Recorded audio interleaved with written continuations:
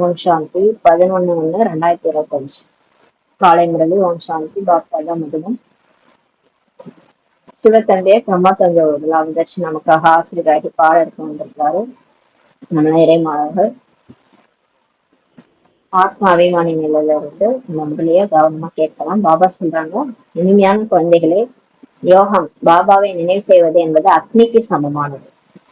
நம்ம பாபாவை நினைக்கிறது நெருப்புக்கு சமமானதுன்றார். அதனாலதான் இந்த பாவம் அழிஞ்சிருது அப்படின்றார். இதன் மூலம் தான் உங்களுடைய பாவம் எரிந்து போகிறது. ஆத்மா சதோ பிரதானமா ஆகுது. அப்பதான் ஆத்மா தூய்மை ஆகுது. ஆகவே ஒரு தந்தையின் நினைவுல எப்பவுமே இருங்கன்றாரு. கேள்வி: புண்ணிய ஆத்மாவாக மாறக்கூடிய குழந்தைகள் எந்த விஷயத்தில் மிக மிக கவனம் வைக்க வேண்டும்? இப்ப நம்ம புண்ணிய ஆத்மாவா ஆக போறோம், நம்ம எந்த விஷயத்துல மிக கவனம் வைக்கணும்? பதில்: யாருக்கு பணத்தை தானம் கொடுக்க வேண்டும் என்ற விஷயத்தில் முழுமையாக கவனம் வைக்க வேண்டும். ஒருவேளை யாருக்காவது நீங்கள் பணத்தை கொடுத்து அவர்கள் சென்று மது அருந்தினார்கள், தீய கர்மங்களை செய்தார்கள் என்றால் அதனுடைய பாவம் உங்களுக்கு வரும். நீங்கள் பாவ ஆத்மாக்களுடன் கொடுக்கல் வாங்கல் வைத்துக் கொள்ளக்கூடாது. இங்கே நீங்கள் புண்ணிய ஆத்மாவாக மாற வேண்டும் சொல்லி பாபா சொல்றாங்க. இப்ப நம்ம ஜாக்கிரதையா பண விஷயத்துல ஜாக்கிரதையா இருக்கணும். யாருக்கு கொடுக்கணும்ன்றத கவனம் வைக்கணும். ஏன்னா நீங்க யாருக்காவது பணம் கொடுத்தீங்க, அவங்க போயிட்டு ஏதாவது தீய கர்மங்களை செய்யறாங்க, விஷம் மதுவெல்லாம் அருந்துறாங்கன்னா அந்த பாவம் நமக்கு. ஏன்னா நம்ம கொடுத்துதானே அவங்க போய் அந்த காரியத்தை செஞ்சு அவங்க உடம்பையும் கெடுத்துக்கிறாங்க. அதுக்கு நம்ம காரணமாயிரும் இல்லையா? அதனால அந்த பாவம் நமக்கு சேர்ந்துரும். நீங்கள் பாவ ஆத்மாக்களுடன் கொடுக்கலாங்கள் இப்ப வச்சுக்கவே கூடாதுன்றாரு. இப்ப இந்த மாதிரி இருந்தாதான் நம்ம புண்ணியாத்மாவா மாறணுன்றாரு. பாட்டு: அவர் எங்களை விட்டு பிரிந்து போக மாட்டார். ஓம் சாந்தி. இதற்கு நினைவின் அக்னி என்று பெயர். பாபாவை நினைக்கிறது நினைவின் அக்னி என்று பெயர். யோக அக்னி என்றால் நினைவின் நெருப்பாகும். யோக அக்னினாலே அது பாபா நினைக்கிறது. பாபா நினைக்கிறதே ஒரு நெருப்பு மாதிரி. அந்த அப்படியே ஜுவாலாமுகி யோகான்றது நெருப்பு மாதிரி. அப்படியே நான் மட்டும் பாபா தான், வேற எதுவுமே இல்லை உலகத்துல. எதுவுமே இல்லை, நானும் பாபா மட்டும் தான் இருக்கணும். நான் புள்ளி, பாபா புள்ளி அப்படி நினைக்கும் போது அது நெருப்பு மாதிரி பாவத்தெல்லாம் அழிச்சிருதுன்றாரு. நெருப்பு என்ற வார்த்தை ஏன் கூறப்படுகிறது? ஏனென்றால் இது பாவங்கள் எரிந்து போகிறது. ஏன் நெருப்புன்னு நம்ம சொல்றோம்னா, நெருப்புலதானே எல்லாம் எரியுது. அது மாதிரி இந்த பழைய பொருள் எல்லாம் இந்த போகியில போட்டு எரிப்பாங்க, அதெல்லாம் அந்த பாவம் அந்த பழசுலாம் எரியுது. அது மாதிரி இங்கேயும் நம்ம பாபா நினைக்க அந்த நெருப்பு அக்னியில பாவங்கள் எரிந்து போகிறதுன்றார். நாம் எப்படி தமோ பிரதானத்துல இருந்து சதோ பிரதானமாக மாறுகிறோம் என்பதை குழந்தைகளாகி நீங்க தான் தெரிஞ்சுக்கிறீங்க. சதோ பிரதானம் என்பதன் பொருள் புண்ணிய ஆத்மா என்பதாகும். சதோ பிரதானம்னாலே புண்ணிய ஆத்மாவா நம்ம ஆயிட்டோம்னு அர்த்தம். தமோ பிரதானம் என்பதன் பொருள்னாலே பாவ ஆத்மான்னு சொல்றாரு. இவர் மிகவும் புண்ணிய ஆத்மா, இவர் பாவ ஆத்மா என்று கூட கூறப்படுகிறது. நம்மளே சொல்றோம்ல, பாவம் செய்யறவங்க பாவாத்மா, புண்ணியம் செய்யறவங்க புண்ணியாத்மான்னு சொல்றோம். ஆத்மாதான் சதோ பிரதானமாக மாறுது. மீண்டும் அதே ஆத்மாதான் மறுபிறவி எடுத்து தமோ பிரதானமாக மாறுகிறது என்ற நிரூபணம் ஆகிறது சொல்லி பாபா சொன்னாரு. ஆகவேதான் பாவ ஆத்மா என்று சொல்லப்படுகிறது. அந்த அதே ஆத்மாதான் நிறைய மறுபிறவி எடுத்து அதோட குணங்கள்லாம் மாறிடுது. அப்ப அது தமோ பிரதானமா ஆகிறதுனால அதை பாவாத்மான்னு நம்ம சொல்றோம். ஆகவேதான் பதித்த பாவனர் தந்தையே எங்களை பாவனமாக ஆக்குங்கள்ட்டு நினைக்கிறாங்க. யார் பதித்த ஆத்மாவாக மாற்றியது? ஆனா யார் அந்த மாதிரி தூய்மையற்றவங்களா ஆக்குனது? அப்புறம் எது கடவுளை கூப்பிடுறோம், எங்களை மாத்துங்க, எங்களுக்கு எங்கேயாவது கூட்டு போங்கன்ட்டு? யாரு நம்மள இந்த மாதிரி ஆக்குறது? ஆனா இது யாருக்குமே தெரியலன்றாரு. ராவண ஆத்மாவாக இருந்த போது ராமராஜ்யம் என்று கூறப்படுகிறது என்பதை நீங்க தெரிஞ்சிருக்கிறீங்கன்றாரு. சொர்க்கம் இருக்கும்போது நம்ம தூய்மையா இருந்தோம், இப்போது பதித ஆத்மாக்கள் தான் இருக்கிறாங்க. இப்ப இந்த உலகத்துல எல்லாமே தூய்மையற்றவங்க, எல்லாமே பாவம் செய்யறவங்க தான் இருக்காங்க. ஆகவே இதற்கு ராவணராஜ்யம் என்று சொல்லப்படுகிறது. பாரதம் தான் தூய்மையாக ஒரு காலத்துல இருந்தது. பாரதமே இப்ப தூய்மையற்றதாக ஆகிடுச்சு. பாபா தான் பாரதத்தை இப்ப தூய்மையாக ஆக்குறாரு.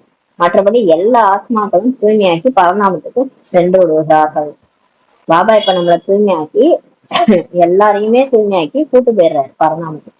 இப்போது துக்கதாமமாக இருக்குது. இப்ப உலகமே துக்கதாகமா இருக்குது. எல்லாருமே நிம்மதியா இருக்காங்கன்னா இல்ல, எல்லாருக்கும் கஷ்டம்தான். இவ்வளவு எளிய விஷயங்கள் கூட புத்தியில் பதியவில்லை. இந்த மாதிரி சின்ன சின்ன விஷயம் கூட, ஈஸியான விஷயம் கூட புத்தியில பதிய மாட்டேங்குன்றாரு. மனதால் புரிந்து கொள்ளும் போதுதான் உண்மையான பிராமணன் ஆக முடியும். பாபா சொல்ற விஷயத்தெல்லாம் மனசால நம்ம புரிஞ்சுக்கும் போதுதான் உண்மையான பிகே ஆக முடியுன்றாரு. பிராமணன் ஆகாமல் பாபாவிடம் சொத்தை பெறவே முடியாது. பிகே ஆகாம, சென்டருக்கு வராம, முரளி கேட்காம நம்மளால பாபாட்ட சொத்தை அடைய முடியாது. இப்போது இது சங்கமேகத்தின் யஞமாகும். இது சங்கமேகத்தினுடைய இந்த ருத்ர ஞான யங்கம், இந்த கடவுளை உருவாக்குன யங்கம், யாகம் அது. யங்கத்திற்காக பிராமணர்கள் நிச்சயம் வேணும். ஒரு யஜ்யம் இருக்குதுன்னா அது கண்டிப்பா பிராமணர்கள் இருக்கணும். அந்த மாதிரி இப்ப இந்த யஜ்யத்துல நம்ம இருக்கிறோம். மரண லோகத்தில் இது கடைசி யஜ்யம் என நீங்கள் அறிகிறீர்கள். இப்ப மரண லோகம் இந்த கலியுகத்துல கடவுளே உருவாக்குற இந்த கடைசி யஜ்யம் இதுதான் நமக்கு தெரியும். மரண உலகத்தில் தான் யஜ்யம் வளர்க்கிறார்கள். ஆனா இந்த 2500 வருஷமா யாகம் வளர்க்குறாங்க. மழை பெய்யலன்னா யாகம் வளர்த்துவாங்க. ஏதாவது ஒண்ணுன்னா யஜ்யம் வளர்க்குறாங்க. நிமர லோகத்தில் யஜ்யம் வளர்ப்பதில்லை. ஆனா நம்ம 2500 வருஷம் சொர்க்க லோகத்துல இருக்கும்போது அங்க ஆத்மா எல்லாமே அழிவற்றவர்களா இருப்பாங்க. அமர லோகம் அது. அங்க எதுக்காக மழை வரல, வெயில் ரொம்ப இருக்கு, அப்புறம் வெயில் வரல, பனிக்கா அந்த மாதிரிலாம் இருக்காது. எப்பயுமே வசந்த காலமா இருக்கும் அங்க. அதனால அங்கெல்லாம் யாகம் வளர்க்க வேண்டிய அவசியமே இல்லை. பக்தர்களின் புத்தியில் இந்த விஷயங்கள் பதியறதே இல்லைன்னு சொல்றாரு. பக்தி முற்றிலும் தனியா இருக்கு, ஞானம் தனியா இருக்குன்றாரு. மனிதர்கள் வேத சாஸ்திரங்களை தான் ஞானம்ட்டு நினைக்கிறாங்க. மனுஷங்க என்ன நினைச்சாங்க, ஞானம் அடையிறதுன்னா இந்த வேத சாஸ்திரங்கள்ல உள்ளதெல்லாம் படிக்கிறோம்னா அதுதான் ஞானம்ட்டு நினைச்சுக்கிறாங்க. மற்றபடி அது ஞானம் கிடையாது. பாபா சொல்றாரு, ஒருவேளை அவர்களுக்குள் ஞானம் இருந்துச்சுன்னா மீண்டும் மனிதர்கள் திரும்பி போவார்கள். ஆனால் நாடகத்தின்படி யாருமே திரும்பி போக முடியாது. ஒருவேளை ஞானம் இருந்ததுன்னா அவங்க சாஸ்திரம் படிச்சே ஞானம் வந்ததுன்னா எல்லாரும் பரந்தாம போயிருப்பாங்க. ஆனா டிராமா படி யாருமே போக முடியாது. கடைசியா தான் எல்லாரும் போயாகணும். முதல் நம்பரில் இருப்பவர்கள் தான் சதோ ரஜோ தமோவில் வருகிறார்கள் என பாபா புரிய வைத்துள்ளார். யார் ஃபர்ஸ்ட் நடிக்க வந்தாங்களோ அவங்கதான் சதோவா இருந்தாங்க. லட்சுமி நாராயணன் நடிச்சவங்கதான் சதோவா நல்ல குணங்களோட இருந்தவங்கதான் ரஜோவா மாறினாங்க. அவங்களே தான் தமோவாயி இப்ப சாதாரண மனுஷன் ஆயிட்டாங்கன்னு பாபா நமக்கு புரிய வச்சுக்கிறாரு. மற்றவர்கள் சதோவினுடைய நடிப்பை நடித்துவிட்டு எப்படி திரும்பி போக முடியும்? மற்றவங்க எல்லாம் துவாபரகத்துல இருந்து வராங்க, வந்துட்டு உடனே நான் பிரம்மத்துல கலக்கணும்னு எப்படி போக முடியாது. சதோனுடைய நடிப்பு முடிச்சுட்டு உடனே போக முடியாது. திரும்ப நாங்களும் தமோ பிரதானத்துல வந்துதான் ஆகணும். எல்லாருமே குணங்கள் மாறி கடைசியில் இந்த மாதிரி ஆயிடுவாங்கதான் சொல்றாரு. நடித்துதான் ஆக வேண்டும். எல்லாருமே நடிச்சுதான் ஆகணும். நான் எனக்கு நடிப்பே வேணாம், எனக்கு பிறவியே வேணாம், நான் போய் பிரம்மத்துல கலந்துடுறேன், நான் பிரம்மத்தோட ஐக்கியமாயிடுறேன், எனக்கு நடிப்பே வேணாம், மூச்சம் வேணும்னா சொல்ல முடியாது. ஒவ்வொரு நடிகரின் சக்தியும் தனித்தனியாக இருக்கிறது அல்லவான்னு சொல்லி பாபா சொல்றாரு. எல்லாருமே ஆத்மாக்கள் நடிக்க வராங்க. அவங்கவுங்களுக்கு சக்தி தனித்தனியா இருக்குன்னு சொல்றாரு. பெரிய பெரிய நடிகர்கள் எவ்வளவு புகழ் வாய்ந்தவர்களாக இருக்கிறார்கள்.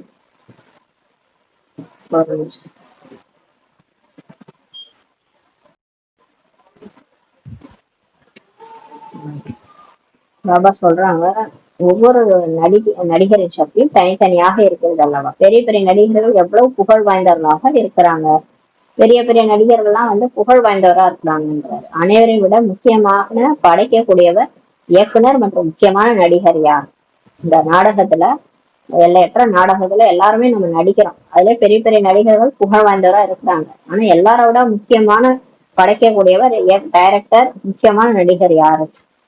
கடவுள் தான்.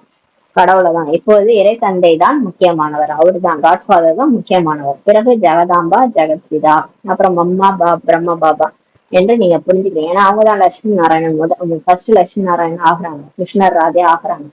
ஜகத்திற்கே அதிபதியாக, உலகத்திற்கே அதிபதியாக அவங்க மாறுகிறார்கள்.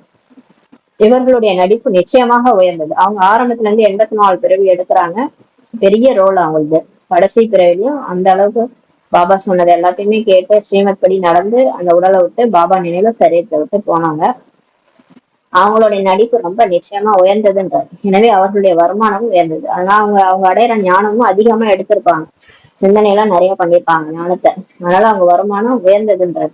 தந்தை சம்பளம் வழங்குகிறார், கடவுள் தான் பலன் வழங்குறார். அது அனைத்தையும் விட உயர்ந்தது. கடவுள் கொடுக்கறது எல்லாத்த விட உயர்ந்ததுன்றார். நீங்கள் எனக்கு எவ்வளவு உதவி செய்கிறீர்கள் என்றால் உங்களுக்கு வருமானம் கூட நிச்சயம் இவ்வளவு கிடைக்கும் என கூறுகிறார். பாபா சொல்றாரு, இந்த நேரத்துல நம்ம அவருக்கு உதவி செய்யறோம்னா அந்த அளவுக்கு வருமானம் கூட கண்டிப்பா நமக்கு கிடைக்கும் சொல்றாரு. வக்கீலுக்கு படிக்க வைக்கிறார்கள் என்றால் இவ்வளவு உயர்ந்த பதவி அடைய வைக்கிறேன் என கூறுகிறார்கள் அல்லவா. இப்ப டாக்டர், வக்கீல் இதெல்லாம் படிக்க வைக்கிறாங்கன்னா பெரிய வக்கீல நான் ஆக போறேன் அப்படின்னு சொல்றாங்க இல்லையா. இந்த படிப்பின் மீது கூட எவ்வளவு கவனம் வைக்க வேண்டும். நம்மளும் அந்த மாதிரி இந்த தேவதையாகிற படிப்பு இது மேல எவ்வளவு கவனம் வைக்கணும். எல்லாருக்கெல்லாம் இருக்கணும். கர்ம யோக சந்நியாசம் அல்லவா. நம்ம வீட்லயே இருக்கணும், கர்ம யோகத்தை சன்னியாசம் எல்லாம் பண்ண முடியாது இல்ல. நம்ம கர்ம யோகம் நம்மளுது. நம்ம கர்மாவை சன்னியாசம் எல்லாம் பண்ண முடியாது. இல்லறத்தில் இருந்து கொண்டே அனைத்தையும் செய்து கொண்டே பாபாவிடம் சொத்து அடைவதற்கு முயற்சி செய்ய வேண்டும். வீட்டிலேயே இருக்கணும், எல்லாத்தையும் செய்யணும், கடமைகள் எல்லாம் நமக்கு இருக்குது, கர்ம கணக்கெல்லாம் முடிக்கணும். ஆனா பாபாட்ட சொத்து அடையறதுக்கு முயற்சி செய்யணும். பாபா நினைக்கணும், முரளி படிக்கணும். இதுல எந்த துன்பமுமே இல்லைன்றாரு. இதுல எந்த கஷ்டமும் இல்லை. இப்ப அதுனா அவங்க வீட்டை விட்டு போயிருவாங்க, வீட்டுல இருக்க மாட்டாங்க, காட்டுல உட்காந்து அந்த அட யோகம் பண்ணுவாங்க, அஷ்டாங்க யோகம் பண்ணுவாங்க. அந்த மாதிரி நம்ம கஷ்டம் இருக்கா? எந்த கஷ்டமும் இல்லைன்ற. வேலை போன்றவர்களை செய்தாலும் சிவபாபாவின் நினைவில் இருக்க வேண்டாம், அவ்வளவுதான். வேலைன்னா பாருங்க, கைகள் வேலை செஞ்சாலும் புத்தி பாபாவை பரந்தாமத்துல புள்ளியா இருக்கிறாரு. நானும் புள்ளியா இருக்கிறேன், இங்க நடிக்க வந்திருக்கிறேன், இந்த உடம்புல இருந்து கடைசி ரோல் நான் பிளே பண்ணிட்டு இருக்கேன், அந்த நினைவுல இருக்கணும். ஞானம் மிகவும் எளிது.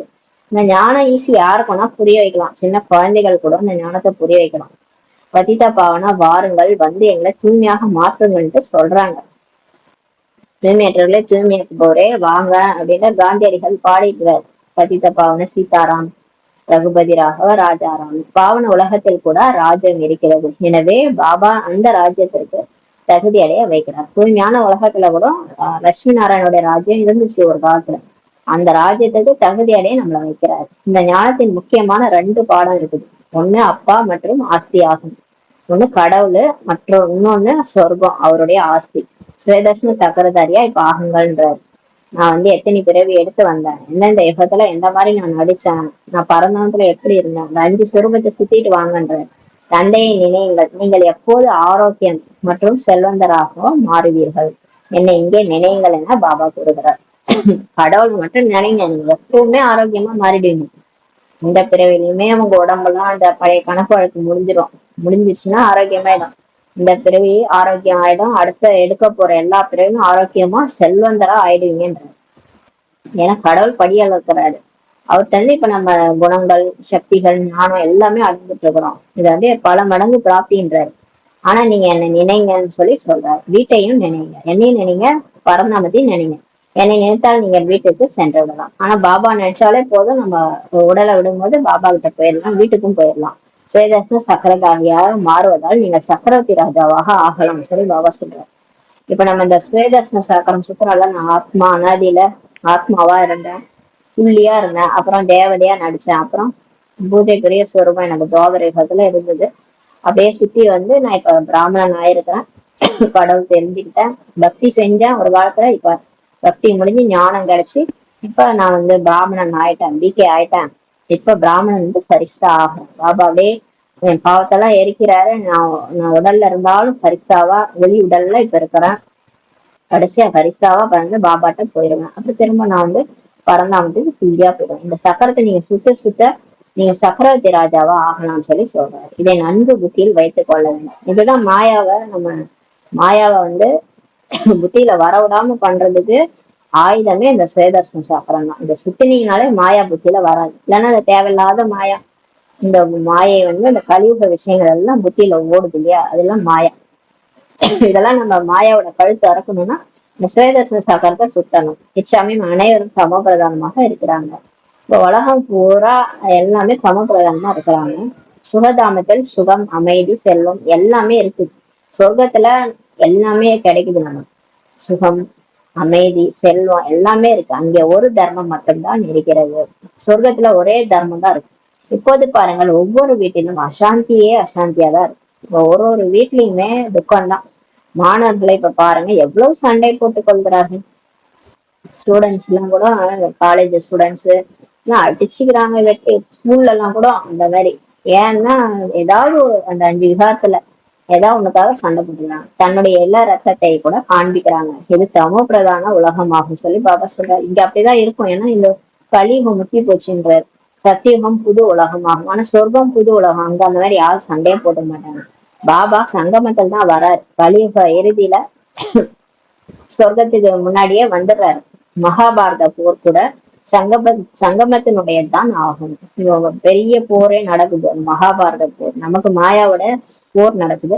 இது கூட இப்பதான் சங்கமத்துலதான் நடக்குதுங்க. இப்போது இந்த உலகமே மாற வேண்டும். இப்ப இந்த உலகமே மாறணும்ன்ற பாபா. இதே மாதிரி இருக்காது, மாற்றம் ஒன்றே மாறாதுன்னு சொல்லுவாங்கல்ல. கண்டிப்பா மாறிதான் ஆகணும். நான் புது உலகத்தை ஸ்தாபனை செய்ய சங்கமத்தில் தான் வருகிறேன். நான் இப்ப சொர்க்கத்தை ஸ்தாபனை பண்றதுக்காக இந்த நேரத்துலதான் வரேன்றாரு. இதற்குதான் புருஷோத்தம சங்கமயுகம்ட்டு சொல்றாங்கன்னு பாபா சொல்றாரு. புருஷோத்தம மாதம் இருக்கு இல்லையா, அந்த மார்கழி மாசத்தை புருஷோத்தம மாதம் சொல்லுவாங்க. புருஷோத்தம வருடம் கூட கொண்டாடுறாங்க. லீப் இயர்னு வரும். அத ஒரு சிலது லீப் இயர்னு சொல்லுவாங்க. அதுல பிப்ரவரியில எக்ஸ்ட்ராவா ஒரு டேட் இருக்கும். அது லீப் இயர்னு சொல்லுவாங்க. அந்த மாதிரி புருஷோத்தம வருடம் கூட கொண்டாடுறாங்க இல்லையா, அதே மாதிரிதான் இது புருஷோத்தம ஒரு யுகமே சொல்றாரு, சங்கம யுகம்ன்றாரு. ஆனால் இந்த புருஷோத்தம சங்கமத்தை பற்றி யாருக்குமே தெரியல. இது ஒரு லீப் யுகம் மாதிரி. இந்த 5000 வருஷத்துல இது கொஞ்சம் எக்ஸ்ட்ரா வருடம். இதுல கடவுளே வராரு. எக்ஸ்ட்ரா சங்கம யுகம் இது. இதுல கடவுளே நம்ம ஆத்மாக்களோடய சங்கமிக்கிறாரு. நம்ம சந்திக்கிறோம், பாபாவும் நம்மளும் சந்திக்கிறோம். கடவுளை சந்திக்கிறோம். கடவுளை தேடணும் இல்லையா, கடவுள் யாருன்ட்டு. அவரோட இப்ப சந்திப்பு நடக்கிறதே இந்த சங்கம யுகத்துலதான். சங்கமத்தில் தான் பாபா உங்களை வைரம் போல மாற்றுகிறார். கடவுளே நம்மள வைரம் மாதிரி இப்ப மாத்துறாரு. மற்றவர்கள் தங்கம் போன்ற பிரஜைகள் ஆகிறார்கள். இப்ப பாபா நம்மள வைரம் போல ராஜாவா மாத்த வந்திருக்கிறாரு. பிறகு இதில் கூட வரிசை கிரமம் தான் இருக்கிறது. ஆனாலும் அவர் மாத்த நினைச்சாலும் இதுல கூட வரிசைகரமா தான் மாறுறாங்க. வைரம் போல ராஜாவாக மாறுறாங்க. சிலர் இந்த முரளியை நல்லா படிச்சு வாழ்க்கையில தாரணை பண்ணி ஒரு பாபா தான்ட்டு அவங்க பாவத்தை அழிச்சு அப்படியே பாபா நிலையில சரீரம் விட்டுறாங்க. அப்ப ஸ்வராஜ்ய அதிகாரியா இருந்து என்ன பண்ணிடுறாங்க, ராஜாவா மாறிடுறாங்க. மற்றவர்கள் தங்கம் போன்ற பிரஜைகள் ஆகிறார்கள். சிலர் பிரஜை மாதிரி ஆயிடுறாங்க. குழந்தை பிறக்கிறது சொத்திற்கு உரிமையாளர் ஆகிறது. பாபா சொல்றாரு, யார் இருந்தாலும் பாபாவுடைய சொத்து கண்டிப்பா கிடைக்கும். ஒரு வீட்டுல குழந்தை பிறக்குன்னா அப்பாவோட சொத்துக்கு உரிமையாளர் ஆகுதுல, அந்த மாதிரி இப்போது நீங்கள் தூய்மையான உலகுக்கு உரிமையாளரா ஆகுறீங்கன்றார். அது நீங்க ராஜாவா இருந்தாலும் சரி, பிரஜையா இருந்தாலும் சரி, உங்களுக்கு கண்டிப்பா சொத்து உண்டுன்னு சொல்றாரு. சொத்துக்கு உரிமையாளர் ஆயிட்டீங்கன்றார். பிறகு அதில் உயர்ந்த பதவி அடைவதற்கு முயற்சி செய்யணும். இருந்தாலும் நீங்க எவ்வளவு முயற்சி செய்றீங்களோ அந்த அளவுக்கு உயர்ந்த பதவின்றார். இச்சமயத்தின் உங்களுடைய முயற்சியை கல்பத்தின் முயற்சி ஆகும்னு சொல்றாரு. இந்த நேரம் நீங்க என்ன பண்றீங்களோ அதையேதான் அடுத்த கல்பம் பண்ணுவீங்க. இந்த கல்பம் தூங்கிருந்தீங்கன்னா அடுத்த கல்பமும் தூங்கிடுவீங்க. இந்த கல்பம் முரளி படிக்கணும்னா அடுத்த கல்பமும் படிக்க மாட்டீங்க. இதேதான் நடக்கும். ஏன்னா நம்மளுடைய முயற்சி தொய்வா இருக்குன்னா அடுத்த கல்பமும் தொய்வா தான் பண்ணுவோம். இந்த கல்பம் நல்லா முயற்சி செய்யறோம், நல்லா பாபா நினைக்கிறோம், நல்லா முரளி படிக்கிறோம்னா அடுத்த கல்பமும் நல்லா தீவிர புருஷார்த்தியா இருக்கும். என்ன செய்றீங்களோ அதேதான் அடுத்த கல்பம் நடக்கின்றார். இவர்கள் கல்பத்திற்கும் இவ்வாறுதான் முயற்சி செய்வார்கள் என புரிந்து கொள்ளப்படுகிறது. இப்ப யார பார்த்தாலும் நம்ம அப்படிதான் புரிஞ்சுக்கணும். இவங்க ஏன் அப்படி இருக்கிறாங்க, இவங்க பிகே ஆகி கூட இப்படி இருக்கிறாங்களே அப்படிலாம் பேசக்கூடாது. ஏன்னா அவங்களோட முயற்சியே அதான். போன கல்பத்திலயும் அதான் முயற்சி செஞ்சாங்க, இந்த கல்பத்திலயும் இப்படிதான் அவங்க முயற்சி செய்வாங்கன்ட்டு புரிஞ்சுக்கணும். இவர்களால் அதிகமாக முயற்சி நடக்காது. இதெல்லாம் பாபா புரிஞ்சுக்கிறாரு. அதனாலதான் சாட்சியா இருந்துட்டு கம்முன்னு பாக்குறாரு. நமக்குதான் இந்த பற்றுலாம் இருக்கிறதுனால டென்ஷன் ஆகும். பற்று இருக்கிறதுனால இவங்க ஏன் முயற்சி பண்ண மாட்டாங்க, இவங்க மாற மாட்டாங்கன்ட்டு நம்ம பேசணும். பாபா சாட்சியா பாக்குறாரு. ஏன்னா இவங்க போன காலத்துல இப்படிதான் முயற்சி பண்ணாங்க, இவர்களால் அதிகமாக முயற்சி நடக்காதுன்னு பாபா சொல்றாரு. பிறவியாக கல்பமாக இவர்கள் பிரஜையில் தான் வருவார்கள். நிறைய இவங்க கல்பமாவே சொர்க்கத்துல பிரஜையா தான் இருந்தாங்க. அப்ப பிரஜையா அதுக்கான முயற்சி தான் செய்வாங்க இல்லையா. இங்க போய் அவங்கள போயிட்டு ஒழுங்கா ஏன் இவங்க முரளி படிக்க மாட்டாங்க, இவங்க ஒழுங்காவே சென்டருக்கு வர மாட்டாங்க அப்படின்னு சொல்றதே வேஸ்ட். ஏன்னா அவங்க போன கல்பத்துல அவங்க பிரஜையா தான் இருந்தாங்க. அந்த மாதிரி பிரஜையா தான் அவங்களும் இந்த கல்பத்திலேயே ஆவாங்க. இவர்கள் பணக்கார பிரஜைகளுக்கு வேலைக்காரர்களாக ஆவார்கள். சிலர் பணக்கார பிரஜையா இருப்பாங்க, முரளி கேட்டு வெளியில இருந்தா முரளி கேட்டிருப்பாங்க. அவங்க சுயராஜ்ய அதிகாரியா இருந்திருக்க மாட்டாங்க. அவங்களுக்கே வேலைக்காரரா கூட சிலர்கள் ஆவாங்கன்னு சொல்றாரு. வரிசை கிரமம் இருக்கிறது அல்லவா, இந்த மாதிரி எல்லாம் வரிசை கிரமம் இருக்குன்றாரு. நமக்கு என்ன தெரியும். அங்க அவரு இப்ப அவர் படிப்பு சொல்லி தராரு, ராஜ்யத்தையும் உருவாக்கிட்டு இருக்கிறாரு. இங்க என்ன நம்மளுடைய முயற்சியோ அதுபடி அங்க போயிட்டு நம்ம ராஜ்யத்துல என்னவா பிரஜையா இல்ல ராஜாவா என்னன்றது டிசைட் ஆகும். இப்ப எதுவுமே டிசைட் ஆகாது. கடைசியில அவர் பெல் அடிச்சிருவாரு. கடைசியில விநாசம் டைம்ல யார் எவ்வளவு தூய்மையானதோ, ஆத்மால எவ்வளவு பேட்டரி ஃபுல்லாச்சோ அதை வச்சுதான் நமக்கு மார்க். அந்த மார்க்கை வச்சு நம்மளோட பதவி. இப்ப எதுவுமே சொல்ல முடியாது. ஏன்னா இப்ப திடீர்னு நல்லா முயற்சி பண்றாங்க, நாளைக்கே பார்த்தா விழுந்து கிடக்குறாங்க. ஏதோ ஒரு அவங்களுக்குள்ளார ஒரு விகாரத்துல ஏதோ ஒரு பிரச்சனை, காமம் கோபம் பற்று ஆசை அகங்காரத்துல விழுந்து கிடக்குறாங்க. நல்லா முயற்சி பண்றாங்க பார்த்தா விழுந்துடுறாங்க. அதனால பாபாவால இப்ப சொல்ல முடியல யாரு ராஜா ராணி. கடைசியாதான் பாபா சொல்லுவார், எல்லாமே வரிசை கிரமம்ன்றாரு. படிப்பின் ஆதாரத்தில் அனைத்தும் தெரிகிறது. இப்ப படிக்கிறத வச்சு எல்லாமே நம்ம தெரிஞ்சுக்கலாம். யார் நல்லா படிக்கிறாங்களோ முரளி, அவங்க எந்த சூழ்நிலையா இருந்தாலும் தாக்கு பிடிச்சி கடைசி வரைக்கும் பிகேவா இருந்து சரியான விடுவாங்க. இந்த நிலையில் நாளை நீங்கள் உடலை விட்டு விட்டால் எப்படி ஆகுவீர்கள் என பாபா உடனே கூற முடியும். இப்ப பாபா சொல்வாராம், இப்ப நம்ம நாளைக்கே சரீரம் பண்றோம்னா இப்ப நாம என்ன பதவி அடைவோன்றத பாபா நமக்கு உடனே சொல்ல முடியுமா? அவருக்கு தெரியல நம்ம பேட்டரி எவ்வளவு ஃபுல்லா இருக்குது, இத வச்சு என்ன பதவி அப்படின்ட்டு அவர் போட்டுருவாரு. ஒவ்வொரு நாளும் நேரம் குறைந்து கொண்டே போகிறது. இப்போ பாபா சொல்ற நமக்கு டைமே இல்ல, ஒரு நாளுமே நமக்கு டைம் போயிட்டே இருக்கு டைம்ன்றாரு. சொல்லுவாங்களா, ஒரு நாள் ஆக ஆக ஆயுசு குறைஞ்சிட்டே போகுதுன்ட்டு. பர்த்டே கொண்டாடினாலே சிலர் பயப்படுவாங்க, என்னடா அது வயசு ஏறிட்டே போகுதுன்ட்டு. அந்த மாதிரி பாபா சொல்றாரு, இப்ப டைமே இல்லைன்றாரு. ஒருவேளை யாராவது உடலை விட்டு விட்டால் பிறகு படிக்கவே முடியாது. ஒருவேளை பேச விட்டா என்ன ஆகும்? அவ்வளவுதான். இன்னைக்கு வரைக்கும் என்ன ஞானம் படிச்சோமோ அதான் புத்தியில இருக்கும். அது கூட அரைக்குறையா படிச்சிருக்கோம், சிந்தனை பண்ணிருக்க மாட்டோம். அதோடய செத்தோம்னா என்ன ஆகும்? அடுத்த பிறவி நம்ம தாரணை பண்ணோமோ அதை வச்சுதான் சொர்க்கத்துல பதவி. இப்ப படிக்க முடியாதுன்றாரு. ஏதோ கொஞ்சம் புத்தியில இருக்கலாம், கொஞ்சம் நெஞ்சம் கேட்ட ஞானம் புத்தியில இருக்கும்ன்றாரு. சிவபாபாவை நினைப்பார்கள். நீங்கள் சிறிய குழந்தைகளுக்கு கூட நினைவுபடுத்தினீர்கள் என்றால் சிவபாபா சிவபாபா என்று கூறிக்கொண்டே இருக்கிறார்கள். நம்ம வீட்டுல சின்ன பசங்களா இருக்குன்னா சொல்லலாம், இந்த புள்ளியா இருக்கிற படத்துல இவருதான் கடவுள், இவருதான் சிவபாபா, அவரை நினைச்சுக்கிட்டே சாப்பிடணும், அவருதான் கடவுள் அப்படின்னா சொன்னாலும் புரிஞ்சுக்குதுங்க. அதெல்லாம் சின்ன குழந்தைலாம் நம்ம நினைக்க தேவையில்ல, அதுங்களுக்கும் எல்லாமே புரியுது. அதுங்க சொல்லிட்டே இருக்கும் சொல்றாரு. அவர்களுக்கு சிறிது கிடைக்கிறது, அவங்களுக்கு கொஞ்சம் ஞானம் கிடைக்குதுன்றாரு. சிறிய குழந்தைகள் மகாத்மாவிற்கு சமமானவங்க. சின்ன குழந்தைங்க பாத்தீங்கன்னா அதுங்க கடவுளுக்கு சமம்னு சொல்லுவாங்க. குழந்தையும் தெய்வமும் குணத்தால் உண்டுன்னு சொல்லுவாங்க. அவங்களாம் மகான் ஆத்மான்னு சொல்லி பாபா சொல்றாரு. ஏன்னா அவங்க விகாரங்களை பற்றியே தெரியாது. சின்ன குழந்தைங்க அந்த காமனா என்ன, கோபனா என்ன, பற்று ஆசையா நம்ம அடிச்சா கூட திரும்ப நம்மளே கட்டி பிடிச்சிக்கணும். அதுக்கு ஒண்ணுமே தெரியாது. அதுங்களுக்கு நம்மதான் கோச்சிங்க 4 நாளைக்கு பேச மாட்டோம். ஆனா அதுங்க பாருங்கன்னா ஒரு அடி அடிச்சோம்னா திரும்ப அடுத்த செகண்டே நம்ம கட்டி பிடிச்சிக்கோங்க. ஏன்னா அவங்களுக்கு அகங்காரமே கிடையாது. குழந்தைங்களுக்கு அகங்காரமே, அந்த தேக அபிமானமே கிடையாது. தான் தேகன்றது கூட அதுங்களுக்கு தெரியாது. அந்த விகாரங்களே அதுங்களுக்கு கிடையாது. அதனாலதான் எல்லாரையும் அதுங்க குழந்தைகள் ஆகர்ஷணம் செய்யறாங்க. எல்லாருக்கும் அந்த குழந்தைகளை பார்த்தா ஏன் பிடிக்குதுன்னா அவங்க மகான் ஆத்மாவுக்கு சமமானவர்கள். எவ்வளவு பெரியவர்கள் ஆகிறார்களோ அவ்வளவு விகாரங்களின் தாக்கம் ஏற்படுகிறது. குழந்தையா இருக்கும்போது எல்லாம் நல்லாதான் இருக்கணும். அப்புறம் பெருசாக ஆகதான் எல்லாமே தெரிய ஆரம்பிக்குது. நமக்கு விகாரம்னா என்னன்னே புரிய ஆரம்பிக்குது. அதோட தாக்கம் நமக்கும் ஏற்படுது. ஏன்னா மற்றவங்க செய்யறாங்க கூட, அம்மா அப்பா சொல்லி கொடுப்பாங்க, அதெல்லாம் அவங்க கோவப்படுறது அதெல்லாம் பார்த்து பார்த்து பசங்க கத்துக்கும். கோபம் ஏற்படுகிறது, மோகம் உண்டாகிறது. இது எல்லாமே பெருசாக ஆகதான் வந்துருது. இப்போது இந்த உலகத்தில் இந்த கண்களினால் எதை பாக்குறீங்களோ அதுல இருந்து பற்றுதலை விளக்க வேண்டும் என உங்களுக்கு புரிய வைக்கப்பட்டிருக்கிறது. நமக்கு ஏற்கனவே பாபா முரளியில நிறைய சொல்லியிருக்காரு. எதெல்லாம் பாக்குறீங்களோ எல்லாமே அழிய போகுது. இப்ப கூட நம்ம அமெரிக்கால தீப்பத்துச்சு, எல்லாமே அழிஞ்சிச்சு. ஒரு காலத்துல எப்படி இருந்த அந்த இடம் இப்ப அந்த லாஸ் ஏஞ்சல்ஸா அந்த இடம் சுத்தமா இல்லை. இப்போ எல்லாமே அழிஞ்சு போச்சு. அந்த மாதிரி ஆகுது. அதனாலதான் பாபா எதுவுமே உங்களுக்கெல்லாம் உங்களுக்குன்ட்டு புடிச்சிட்டு இருக்காதீங்கன்றாரு. ஏன்னா எந்த நேரம்னா என்னதான் ஆகலாம். அதனால பற்றுல இருந்து விடுபடுங்கன்னு சொல்லியிருக்கிறாரு. இது அனைத்தும் சுடுகாடாக போகிறது என உங்களுக்கு தெரியும். இப்ப நம்ம ஞானம் கேட்கறவங்க பிகேஎஸ்க்கு எல்லாருக்குமே தெரியும் எல்லாமே அழிய போகுதுன்றது நமக்கு தெரியும். தமோ பிரதானமான பொருட்கள் இருக்கின்றன. மனிதர்கள் இறந்துவிட்டால் பழைய பொருளை வெட்டியானுக்கு கொடுத்ததாக. யாராவது இறந்துட்டாங்கன்னா பழைய அவங்க உடுத்தின பொருள், அவங்களுடைய பொருள் இருந்தா அதெல்லாம் வெட்டியானுக்கு கொடுத்துறாங்க. பாபா எல்லையற்ற வெட்டியானாக இருக்கிறாராம். பாருங்க, பாபா என்னென்னவாலாம் பாபா இருப்பாரோ தெரியாது. ஒரு எல்லையற்ற வெட்டியானா இருக்கிறாராம். இங்க நம்ம எல்லாத்தையும் கொடுக்குறோம். என்ன கொடுக்குறோம்? நம்மளால முடிஞ்சது எதையோ கொடுக்குறோம். அதெல்லாம் வாங்கி வச்சுக்கிறாரு. வண்ணனாகவும் இருக்கிறாரு. உங்களிடம் என்ன வாங்குகிறார், என்ன கொடுக்கிறார்? நீங்கள் கொடுக்கும் சிறிதளவு செல்வம் கூட இப்ப அழிய போகிறது. பாபா நம்மகிட்ட என்ன வாங்குறாரு? நம்ம என்ன கொடுக்குறோம் அவர்கிட்ட, கடைசியில அவர் என்ன நம்ம கொடுக்குறாரு? ரெண்டுத்தையும் பார்த்தோன்னா எந்த அளவுக்கு வித்தியாசம் இருக்கு. இப்ப நம்ம கொடுக்கறது என்னமோ அந்த சிறிதளவு செல்வம் தான் கொடுக்குறோம், அது கூட அழிய போகுது.